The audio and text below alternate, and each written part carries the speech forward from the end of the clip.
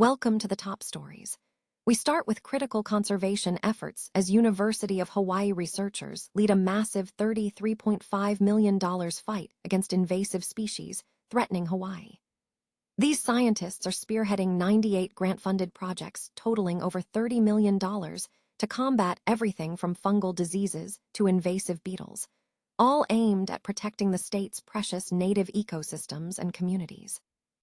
Tired of dropping your phone or struggling to hold it with one hand? The PopSocket's Pop Grip gives you a secure grip, works as a phone stand, and even lets you swap the top for a fresh new look. Simple, useful, and perfect for everyday phone use. Click the link in the comments to grab yours on Amazon.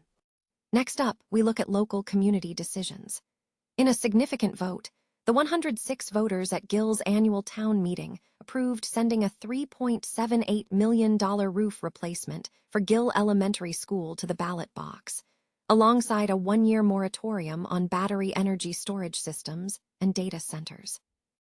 Turning to local commerce, we have news from M&T Bank branches collecting non-perishable foods, showing community support in action. This initiative highlights local efforts to support those in need right here in our neighborhoods. And finally, a major real estate move. ACES has acquired the Fair Haven office building for $14.6 million.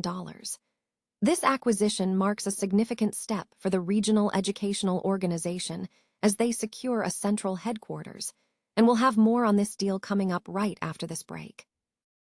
University of Hawaii researchers are spearheading a massive, multifaceted research effort valued at over $30 million to combat invasive species threatening Hawaii's native ecosystems, farms, and communities.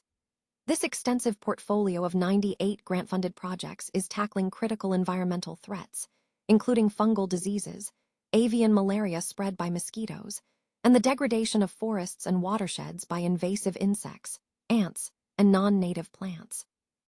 The research aims to safeguard Hawaii's unique biodiversity and vital resources. Funding for these initiatives comes from 44 federal awards totaling approximately $21 million and 54 non-federal awards amounting to about $12.5 million, managed through collaborations between Manoa, Hilo, and various national and state agencies. Interim Vice President for Research and Innovation, Chad Walton, stated that the funding reflects agency trust in US ability to protect the island's people, environment, and economy. He highlighted the tangible damage caused by threats such as coconut rhinoceros beetles and the decline of native birds. Key projects include a $5.3 million effort led by Manoa, focused on suppressing invasive mosquito populations in East Maui forest bird habitats to protect honeycreepers from avian malaria. Efforts also target Kauai with a $1.4 million mosquito control project and a $651,000 initiative using mosquito biology as a control tool. In forest protection, a $2.6 million project utilizes exclusionary fencing to safeguard sensitive park ecosystems, while a $2.25 million Hilo initiative employs satellite imagery and weather data to provide early detection of invasive plant infestations. On the agricultural front, researchers are developing DNA-based diagnostic tools to quickly identify pests like fruit flies and plant pathogens. A significant project is studying the impact of the Phytophthora palmivora pathogen to protect crops and native ecosystems, alongside work to control the coffee berry borer pest. Other targeted projects include efforts against little fire ants, coconut rhinoceros beetles, and invasive plants at Hawaii Volcanoes National Park. Researchers emphasize that Hawaii's geographic isolation, while fostering unique ecosystems, makes them highly vulnerable to outside species.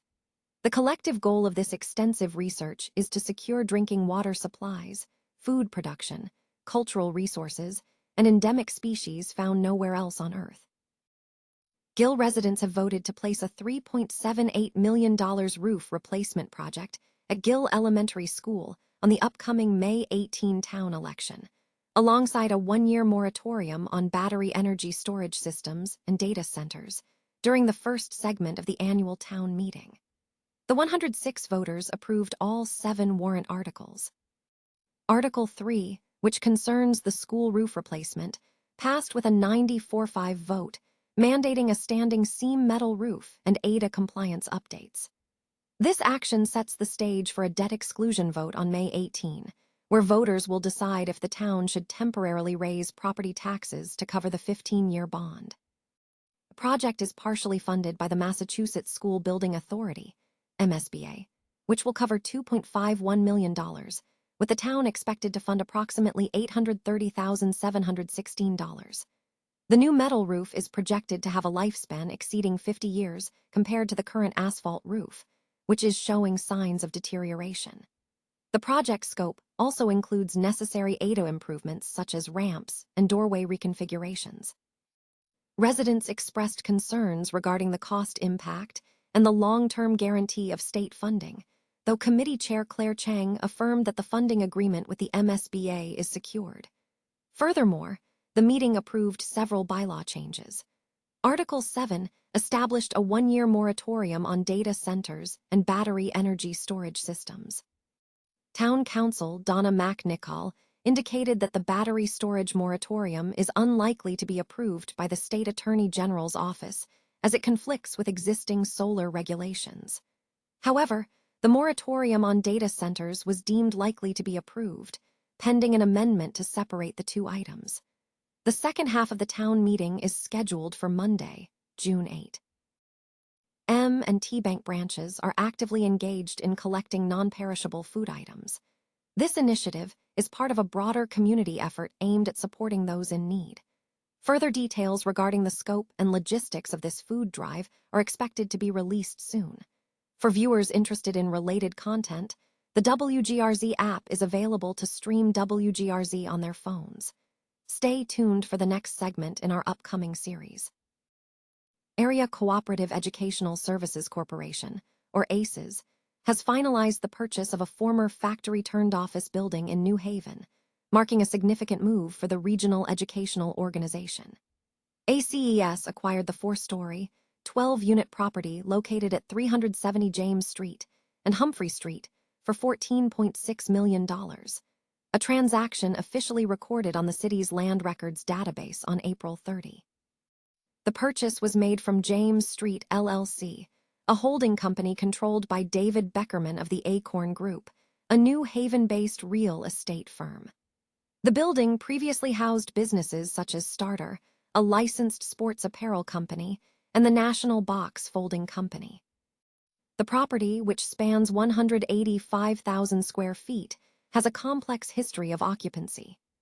Prior to the ACES acquisition, the building was leased to various entities, including the Connecticut Department of Social Services, Teach for America, United Way, the American Job Center/Workforce Alliance, Bilco Co., and Concentra.